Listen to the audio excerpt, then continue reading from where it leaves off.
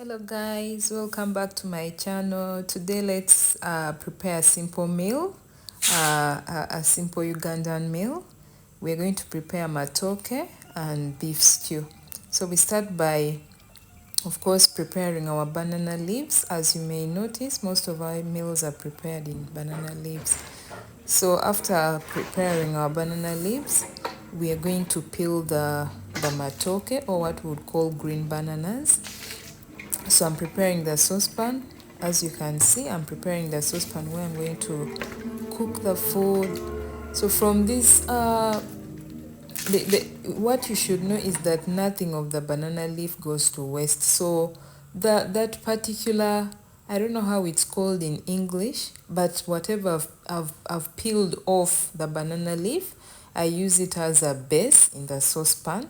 This helps the food not to get burnt, or the banana leaf to get burnt by placing it directly in the saucepan. So once I've placed that, I wash them very well. Of course, our banana leaves are gotten from a nearby garden, so there's quite some dust in it, so we have to wash. So after washing the banana leaves, I go ahead and start peeling the matooke, the green bananas, as many of you may know, but us in Uganda, we refer to this as matooke. So yeah, as I'm peeling, I remember making a meal for just 2 people, so it won't be much. Just me and my son. So as I'm peeling the matooke, there I'm done with peeling.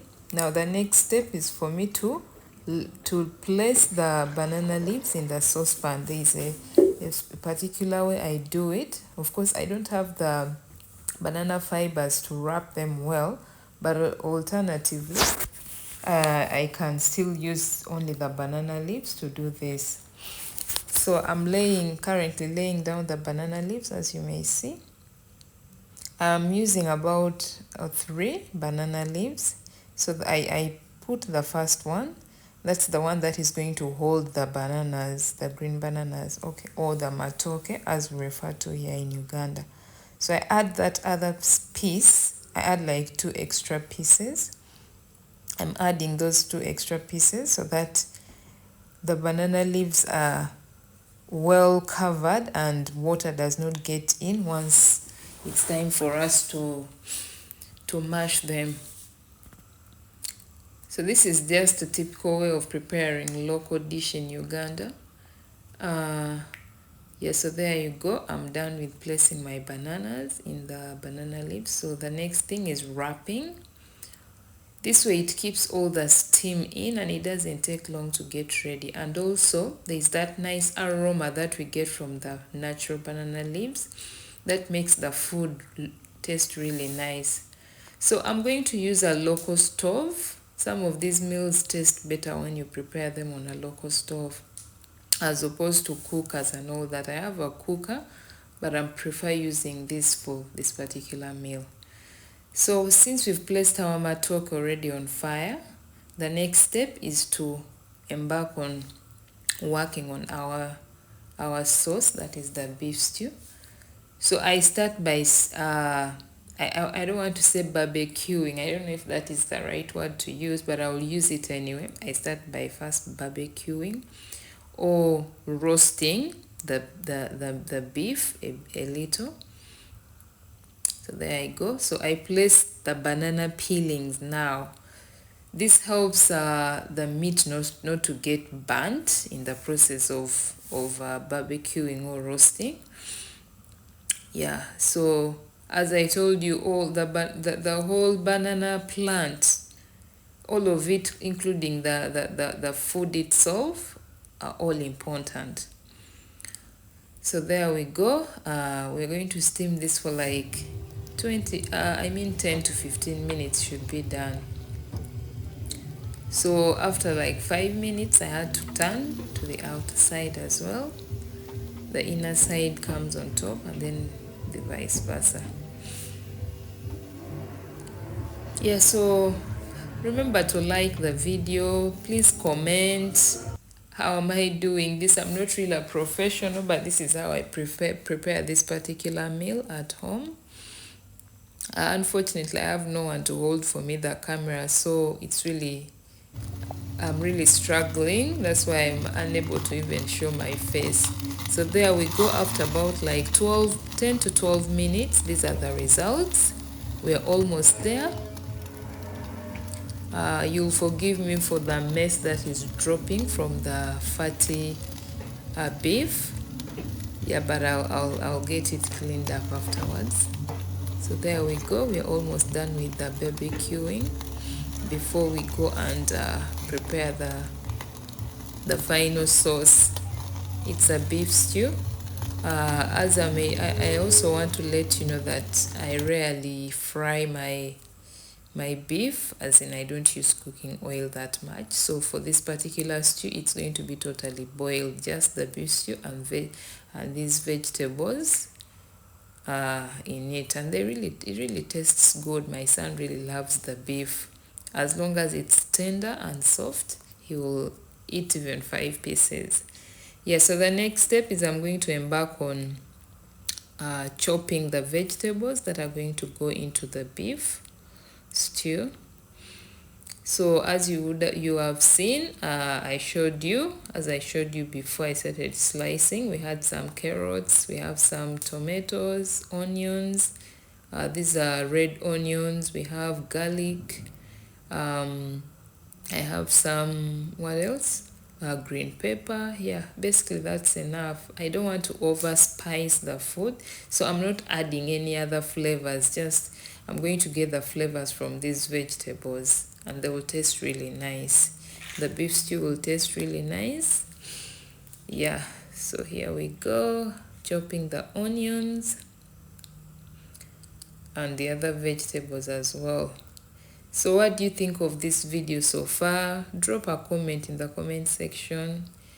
Yeah, what do you dislike about it? Any feedback is really important. It helps me to improve my next videos.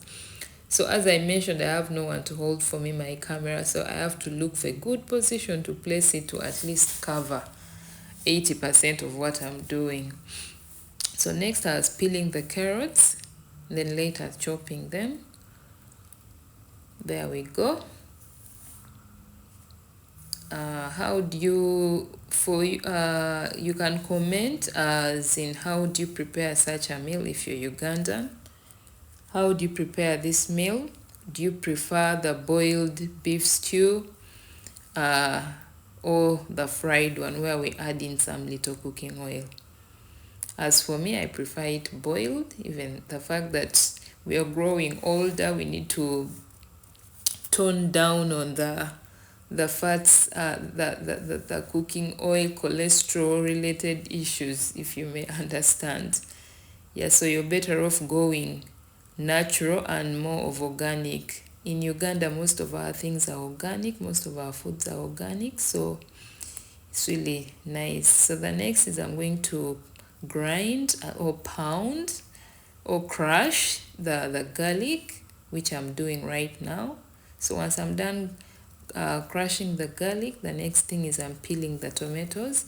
I peel the tomatoes because it's easier for even the little child to eat the tomato. But when there is that tough cover on it, most of them tend to shy away from eating the tomatoes. And besides that, the tomatoes also are able to produce all the juices in them and blending in the sauce very well, as opposed to having the other covers. So in Uganda, most of us remove the top cover of the tomatoes. Yeah, we are just accustomed to that. So after slicing or chopping my vegetables, the next is I'm chopping the beef into small pieces before we can go ahead and prepare. So there we go. How do you usually chop your beef? Do you chop tiny pieces, medium, or large?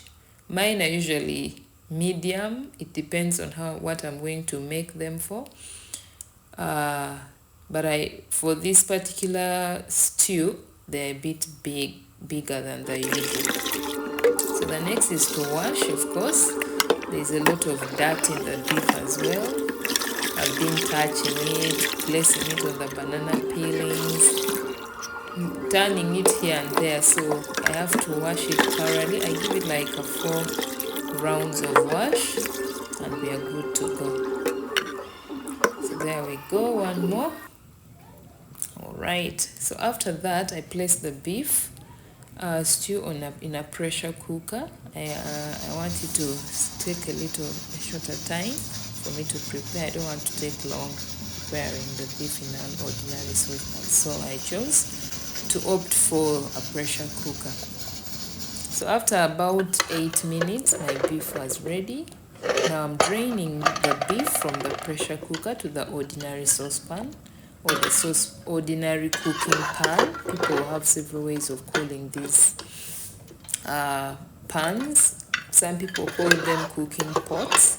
Yeah, so I'm draining and straining the beef from the from the pressure cooker to an ordinary pot. So afterwards I placed the vegetables. I had to just pour all of them in the beef stew. And there we go, we are almost, look at that. There is no oil at all. The beef is going to generate its own oil, and you'll have a look. There we go. So you see the beef has generated its own oil, and if someone didn't see me preparing, they may think I'm lying, but it's actually true. There is no cooking oil in this at all. The beef and the vegetables have generated their own oil. So once I'm done with the beef, I head back to our matooke. Remember, this is mashed matooke. So here we go, I'm mashing them. This is the traditional way of doing it in Uganda. You don't use a mingling stick or a spoon. You use your hands. So the green bucket with water it's basically cold water to help me cool my hands once I've touched in the hot banana leaves. It's quite hot, so this is a remedy. Like, you always need to have some cold water on the sides where you keep dipping your hands as you mash the matooke. Look at that, it's all yellow. So for Ugandans who are familiar with this meal, I know it's eaten in most areas of Uganda. I'm from the east, but part of my life has been in central Uganda, so I'm accustomed to this particular meal.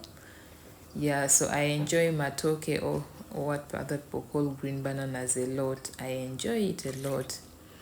If I take long without eating, I feel like I've not had food in a while. Yeah, so there we go. So after mashing, we're going to put it back, the saucepan back on the fire for it to steam more, in that when we are serving, it's all soft and tender. So there we go, you can have a look. Our mashed matooke looking really nice. Okay, so instead of placing another plate on top of the served matooke, you just get a little piece of the banana leaves and you place it on top of it. It keeps it warm because matooke dries so fast. Even when you're eating, you have to consume it so fast. So there I go, I served myself some beef. I hope I didn't serve a lot. And then a different bowl for the soup. There we go, that is my lunch. My little dessert on the sides. Fruit dessert. That is what I eat. And my son loves those yellow bananas a lot. He can eat a whole cluster in a day, which is healthy for him. So thank you for watching. Please remember to comment, like, and share this video. Put in your thoughts. What do you think about this video? What are the critiques? You can go ahead and critique whatever you find not so nice. Go ahead and comment as well. But remember to like, share, and subscribe. Thank you so much. I remain Lillian. Catch you in the next video. Bye bye.